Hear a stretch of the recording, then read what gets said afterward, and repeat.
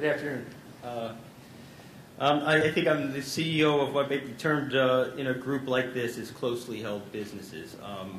My job today is to introduce what I think is a new idea and what I hope to soon be a movement, appropriately called Companies for Causes, and to introduce my fellow founding members for C4C. But I wanted to take the conversation a little bit over from to the institutional shift, and certainly a little bit from larger companies to companies maybe that as you start out you could relate to a little bit more, and talk about how closely held companies who work collaboratively can influence and achieve unbelievable positive change. I recognize that according to the program I do have 10 minutes, but with a few folks that were supposed to be missing today, Arthur, albeit after several cocktails, which obviously impaired his judgment, he said, you know, I could take more time. In fact, he said I could take all the time I want. That's not true. I think what he actually asked is if I could spread my introduction to 15 to 20 minutes, and I think that was a rhetorical question. For those of you who do know me, I could talk on this subject forever, but I will try to be brief and give me about 15 minutes. I'm a graduate of Georgetown University a long, long time ago. But as an alum, I've been continually involved with the university. I find that, like when I do my nonprofit work, I get so much more out of it than I ever give. I am on the mentor program at the Georgetown Business School. I help with Net Impact, which is a program where we train MPPs and MBAs to sit about nonprofit governance. Last year we placed 43 students on 43 boards. And of course, I work with Compass for over 2 years now, I think, and I'm currently on their board. It's been just terrific, and like I said, I get so much out of it. All these programs, I have a special place in my life because I'm a firm believer in corporate social responsibility. In fact, I may be able to say that I'm even somewhat of a pioneer, considering when it started. I know that a lot of friends, like my editor and the editor and friend of mine that runs Washington Business Journal, has gone so far as to call me an evangelist. I prefer passionate to fanatical, but call it what you will. But I actually started and thought about coming to Georgetown because I had issues as a younger kid, and I thought, oh, I'm going to fix the juvenile justice system. And I'm not sure where that went wrong, but I got swept away into Georgetown, and about 30 years ago when I graduated, I went to work for one of the big four. It was a good 9 to 10 years. I was doing mostly Securities and Exchange Commission work, large companies, and I enjoyed the work. I worked hard, and you know, like you would in a big four, but I noticed that success, whether personal or professional or even corporate success, was clearly measured in the form of one single metric: financial. Seemed simple enough. The more you made for your client, the better you did for the firm. The better you did for the firm, the more money you made for yourself. It was a pretty easy formula, and I was very much involved in it. I don't know, at some point I just started to think about what was truly important, or maybe used to be important to me, and how I might have lost my way. I just wanted to make a difference. I wanted to be a part of a change that was for good. So when I left on my own. I had saved up some money, but it was just me. I wasn't going to bring any of my clients like Lockheed Martin over to a single-person firm. I created what I hoped was a new metric for success. I wasn't quite sure what that was, but within about 6 or 7 months, I designed a mission statement, which is still one that we follow today, to be a catalyst for positive systemic change in our community.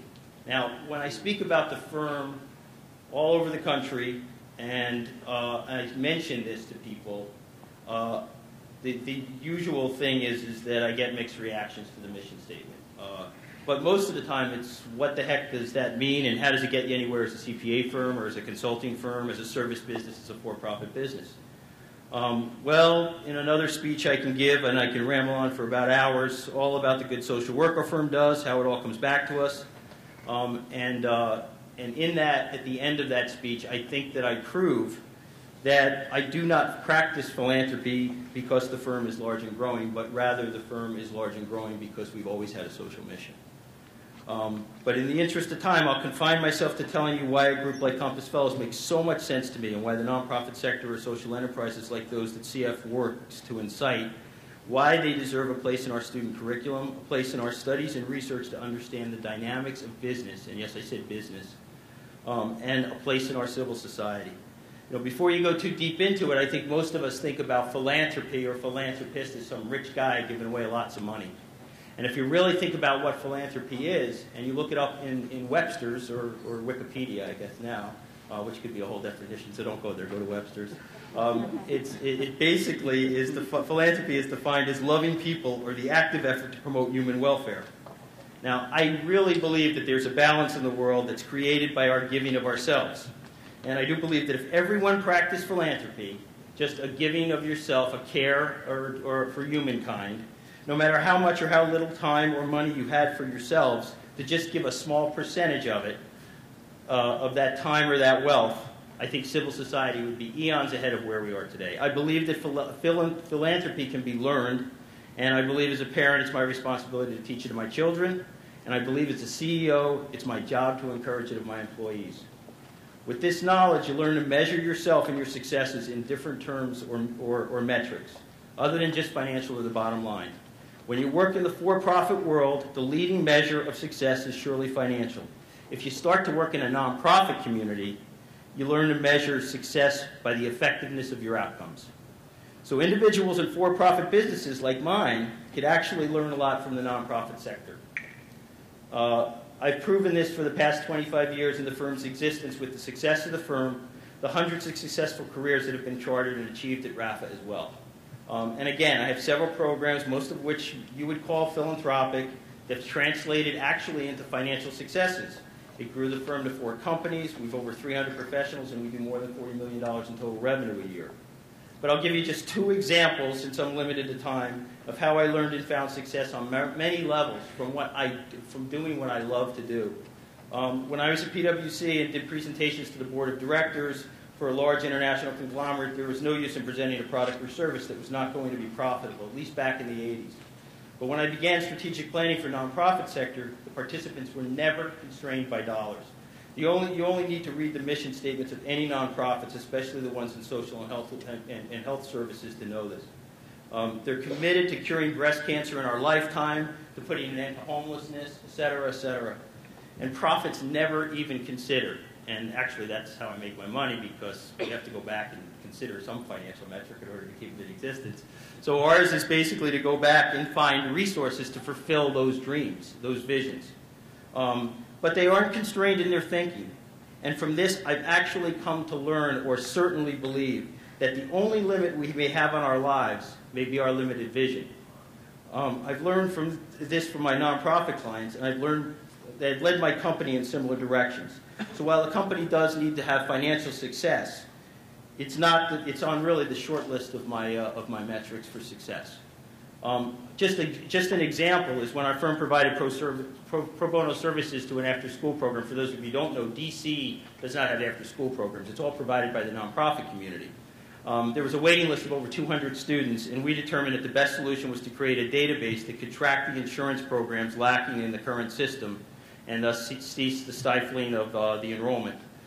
We determined $50,000 of services and equipment. We could provide a system that could support about a 400% increase in the enrollment in the program. Now, normal businesses would measure success by saying, well, if we do it for $40,000, we've made our 20% and we're good. However, take the financial metric out of it. And our people, our programmers, and our consultants were turned to measure their success on the prospect, not by the fact that they brought the job in under budget, but when and only if, after the program was written, the enrollment increased fourfold. We did the project, the enrollment increased to 225 students. When I drove home every day, I passed the playground, and those 225 kids were in it. One day I drove by, and there were no kids in it. And I couldn't figure out why. So I stopped the car, went in, and asked, and there were volunteers there. So we learned that basically the new volunteers that had started didn't know how to run the program. Some of them didn't even know they were there. So we sent people out. Again, if you don't have a financial metric, you're not looking at it and saying, are we going to lose money by trying to fix this? We didn't even think about that. We went out, we fixed the problem, and 225 kids are in there again. The way we fixed the problem was we put a demonstration module into it and documentation. Now, every job that we do and program, we put demonstration models into it, and we put information in it. And it's really made us far superior in the IT area than most of our competitors. It's not something that it's an option. It's something that's given. The experience has improved our approach for all clients, and it allows our people that work for me to understand that client's objective absolutely needs to be our objective. So I'll do one more, and then I'll introduce C4C. This one is on study, so I'm going to read a little bit from it. The Community Resource Exchange in New York recently conducted a study comparing the results of a 360-degree evaluation of nonprofit leaders against business leaders. There were almost 23,000 respondents. The study showed that nonprofit leaders significantly outscored for-profit counterparts across the board in 14 of 17 dimensions of leadership service. The dimensions included persuasiveness, risk-taking, demonstration of effectiveness, and vision. This doesn't surprise a CEO like me that works in the nonprofit sector, but others have seen it too. Jim Collins, an author of some of the best-selling business studies, puts it this way. For-profit leaders like myself face a very different power structure than do social sector leaders. If you could create a power map for an organization which circles size proportionately like a bullseye to the amount of power garnered by any individual or group, given, say, 100 points of power, how might you map out the distribution of power in any given organization? So take Walmart, for instance. When Sam Walton was alive, under the founder, we would have likely have found a big giant circle with Sam's name and picture all over it. Rarely do social sector leaders have enough concentration of power to single-handedly make a decision happen. In fact, it's typical that other individuals and subgroups have enough negative power to stop a decision. So this can be compared from executive leadership to legislative leadership. So it should not be a surprise to find nonprofit leaders scoring high on dimensions like persuasiveness, credit sharing, teaming, organizational sensitivity. So the idea behind this is don't confuse the behaviors or practices of leaders with the performance of the leaders. The effective outcome, that's the true metric, must be the results, superior and lasting results consistent with the values and missions of the organization.